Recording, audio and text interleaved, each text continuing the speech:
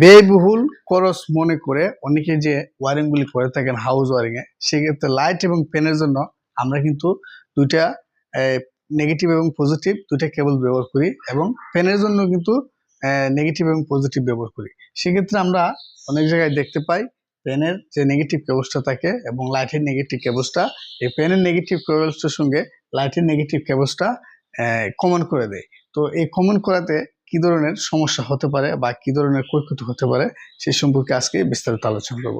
অনেক সময় আমরা যখন ফ্যানের সুইচ দিই, সেক্ষেত্রে আমাদের একটি লাইট অল্প একটু আলো ধরে ওঠে। তো এটা কেন ধরে ওঠে? আমরা যখন পেনটিতে পেজ সংযুক্ত দিয়ে অর্থাৎ সুইচটি দিই, সেক্ষেত্রে কারেন্টটা রিটার্ন কিন্তু আমাদের নেগেটিভ কেবলসটা দিয়ে ঘুরে আসে। সেক্ষেত্রে যদি কোনো কারণে আমাদের লাইটের যে কমন করেছি আমরা যে নেগেটিভ কেবলসটা, এই নেগেটিভ কেবলসটা যদি কোনো কারণে লুজ কানেকশন থাকে সেক্ষেত্রে কিন্তু লাইটের আলোটা জ্বলে ওঠে। আবার আরেকটা সমস্যা হয়েছে, যদি কোনো কারণে আমাদের লাইটের একটি নেগেটিভ কেবলস কমন করা থাকে এবং সেটা দীর্ঘদিন চলতেছে, হঠাৎ করে দেখা গেছে লুজ কানেক্টিভিটি হয়ে গেছে, সেক্ষেত্রে কিন্তু আমরা এটা কুইজা বের করে কাজটা করতে অনেকটা সমস্যা হয়।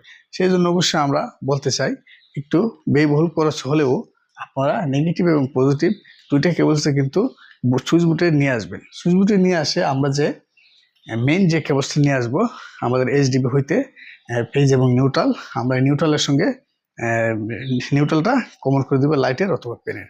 তাহলে আমাদের কোনো প্রকার কিন্তু এই সমস্যায় সম্মুখীন হতে হচ্ছে না।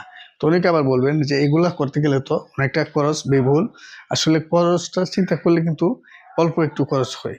অর্থাৎ আমাদের যেখানে এক কয়েল কেবলস দিলে হয়ে যাচ্ছে, এখানে আমাদের দুই কয়েল কেবলস লাগে, এটুকুই পার্থক্য। তো আশা করি আপনারা বুঝতে পেরেছেন।